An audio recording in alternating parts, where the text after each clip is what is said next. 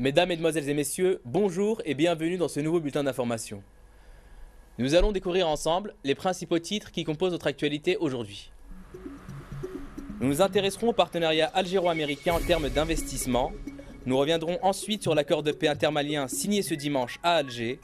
À l'international, nous irons en Égypte avec le report des élections législatives, avant d'aller en Suisse avec un nouveau sommet sur le nucléaire iranien prévu ce 5 mars. Économie, avec l'arrivée à Alger d'une délégation d'hommes d'affaires américains pour relancer les coopérations économiques entre les deux pays en matière d'investissement. Relations commerciales en stagnation depuis 2004. Le président du conseil d'affaires algéro-américain Smaïl Chikhoun s'est exprimé sur la radio Chaîne 3 sur les relations entre les deux pays sur le sujet de l'investissement. Dans ce cadre, une délégation conduite par la sous-secrétaire d'État américaine aux affaires économiques est venue étudier les secteurs où des entreprises américaines pourraient investir. Smaïl Chikhoun a indiqué que le but de l'arrivée de cette délégation est de relancer les relations commerciales entre les deux pays, à l'arrêt depuis 2004. Ainsi, les deux parties vont se concentrer sur la reprise du dialogue stratégique inauguré entre les deux parties depuis 2014. Le volume des échanges entre l'Algérie et les États-Unis est passé entre 2009 et 2014 de 20 milliards de dollars à 6 milliards.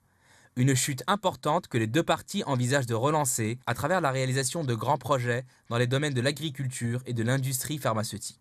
Le président du conseil d'affaires algéro-américain a par ailleurs annoncé que des discussions étaient déjà bien avancées et qu'un projet de création de fermes spécialisées dans le domaine de la production laitière et de l'élevage de viande bovine était en négociation.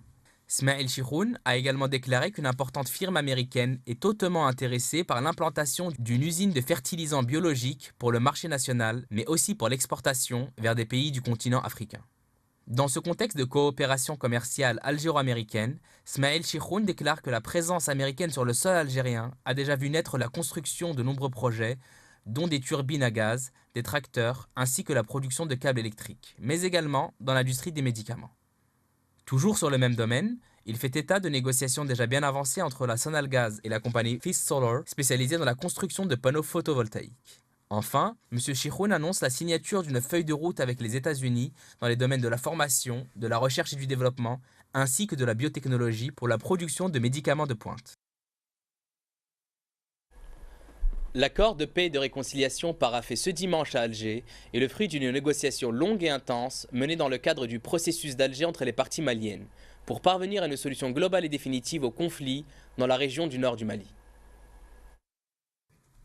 Lu avant le paraphe de l'accord de paix et de réconciliation par les parties au conflit intermalien inclusif, la déclaration de la médiation internationale conduite par l'Algérie souligne que le dialogue mené à travers 5 rounds de discussion a été transparent, ouvert et inclusif, ajoutant que les pourparlers ont été conduits avec détermination, lucidité, patience, dévouement et entière disponibilité par une équipe largement représentative de la communauté internationale.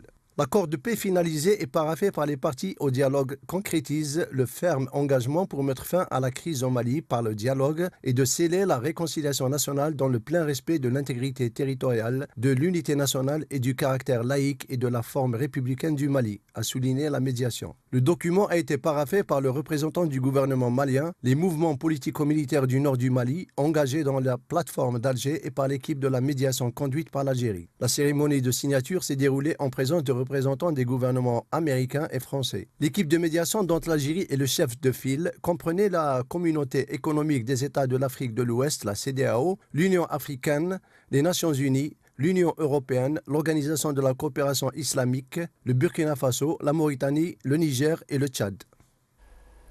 Toujours sur le même sujet, la communauté internationale a largement salué la médiation algérienne sur l'obtention de cet accord intermalien.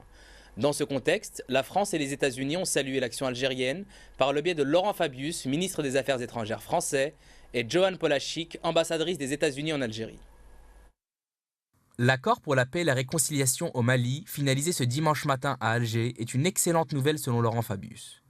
Le ministre des Affaires étrangères français rend hommage à l'Algérie pour sa médiation efficace qui a su rallier les parties autour d'un texte équilibré et bénéfique pour le pays et la région. De son côté, l'ambassadrice des États-Unis en Algérie, Mme Joanne Polaschik, s'est félicitée dimanche de l'accord de paix et de réconciliation sur la crise malienne et a exprimé le soutien du gouvernement américain à l'Algérie. Selon Mme Polaschik, cet accord intermalien est une forme cruciale pour restaurer la sécurité, promouvoir la paix durable, soutenir le développement économique et améliorer la gouvernance et la justice. tout en appelant toutes les parties à rester engagées dans un dialogue pacifique et inclusif, alors que l'accord commence à être mis en place. L'Algérie a réitéré samedi à Niamey son soutien au Niger suite aux attaques terroristes que ce pays a connues ces derniers temps, et a raffirmé son attachement au renforcement de la coopération avec le Niger dans le domaine de la lutte antiterroriste, a déclaré M. Abdelkader Messahel. Nous renouvelons notre engagement à la poursuite de la coopération de l'Algérie avec le Niger, notamment dans le domaine de la lutte antiterroriste, de même qu'avec les pays voisins, a déclaré M. Messahel, porteur d'un message du président Abdelaziz Bouteflika à la presse, au terme de l'audience que lui a accordée le président du Niger, Mahamadou Issoufou. Les deux pays appartenaient à l'Union africaine et au mécanisme de la sous-région, précisant que dans ce cadre, ils adhéraient à l'architecture de paix de l'organisation continentale, a-t-il ajouté. M. Messahel a relevé que cette audience était également l'occasion d'un échange de vues sur la situation prévalente dans la région, notamment au Mali et en Libye, relevant une convergence de vues totale quant au règlement politique et pacifique pour ces deux questions, de façon à sauvegarder l'unité et la cohésion des deux peuples ainsi que l'intégrité et la souveraineté de leur territoire. Par ailleurs, M. Abdelkader Messahel a procédé à Niamey à la remise officielle d'un don composé de denrées alimentaires et de médicaments que l'Algérie a octroyé au Niger. M. Messahel a également rendu hommage au peuple et au gouvernement du Niger pour l'aide qu'il dispense en faveur des réfugiés venant du Nigeria, appelant à cet effet la communauté internationale, notamment les donateurs traditionnels, à venir en aide à ces populations. Un hommage à titre posthume sera rendu le 6 mars prochain par l'université de Princeton à l'écrivaine algérienne Assia Djebbar en reconnaissance de son parcours en tant qu'auteur et cinéaste et son combat pour l'émancipation de la femme.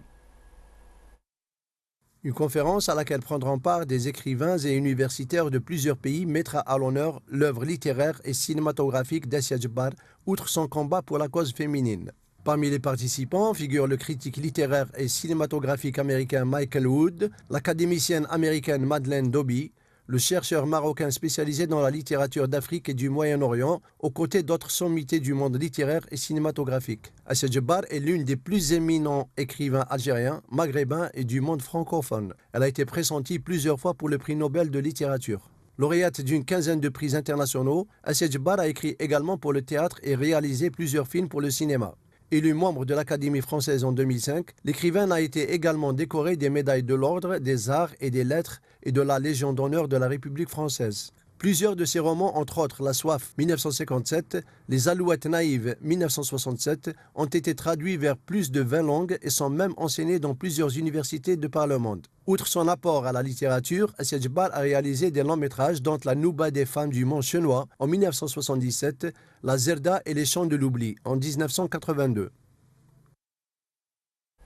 En Russie, une marche a été organisée à Moscou en hommage à Boris Nemtsov, opposant et ancien vice-premier ministre sous Boris Eltsine, assassiné ce samedi de 4 balles dans la poitrine à quelques centaines de mètres du Kremlin.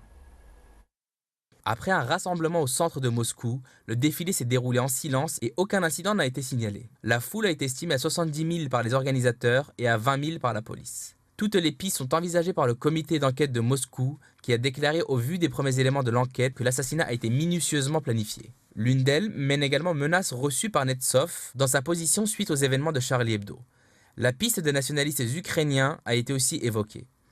Une récompense de 3 millions de roubles est promise pour toute information sur les tueurs. Cet assassinat qualifié de crime lâche et cynique par le président Poutine est perçu par la classe politique russe comme une provocation visant à déstabiliser le pays. En Égypte, le scrutin des prochaines législatives, qui devait se dérouler entre le 21 mars et le 7 mai, a été remis en cause ce dimanche suite à une décision de justice qui a jugé anticonstitutionnelle la loi qui a été ratifiée par le président égyptien en décembre dernier.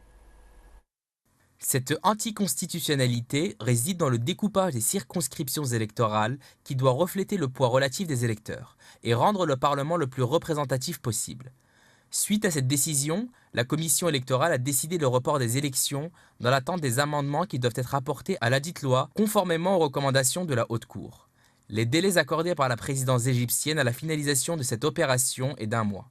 Il faut rappeler que l'Égypte n'a plus de parlement depuis juin 2012, lorsque l'Assemblée a été dissoute par décision de justice et ces élections étaient l'ultime étape de la transition politique après le régime de Mohamed Morsi. Les grandes puissances et l'Iran se rencontreront à nouveau la semaine prochaine, le 5 mars à Montreux en Suisse, pour poursuivre les négociations sur le programme nucléaire iranien. Les négociations vont s'intensifier dans les jours à venir, a déclaré Catherine Rey, porte-parole de la diplomatie de l'Union européenne, lors d'un point de presse. La réunion à Montreux a lieu au niveau des directeurs politiques du groupe 5+1 et d'Iran, qui négocie depuis plus d'1 an un accord global sur le programme nucléaire de Téhéran pour mettre fin à 13 ans de crise diplomatique. Selon le département d'État américain, John Kerry et Jawad Zarif doivent aussi se revoir à Montreux la semaine prochaine. M. Kerry doit auparavant intervenir lundi devant le Conseil des droits de l'homme des Nations Unies à Genève. Le chef de la diplomatie russe, Sergei Lavrov, doit également s'adresser au Conseil lundi matin. M. Zarif et Kerry ont multiplié les rencontres ces dernières semaines à l'approche du délai du 31 mars fixé pour un accord politique avant la finalisation des détails techniques d'ici le 1er juillet de l'année en cours. On en arrive maintenant à la fin de ce journal. Merci de nous avoir suivis dans cette nouvelle édition et à très bientôt sur les antennes de Media News.